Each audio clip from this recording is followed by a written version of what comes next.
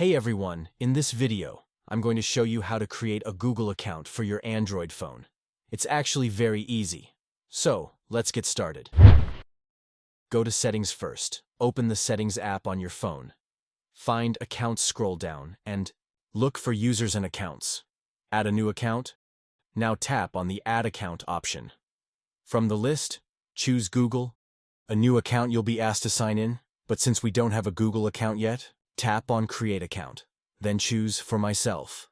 Enter your information. Now enter your first name. The last name is optional. You can skip it if you want. Then tap Next, enter. Birth details. Type your date of birth, day, month, and year. Select your gender. Then, tap Next again. Choose your Gmail address. Now you'll be asked to create your Gmail address.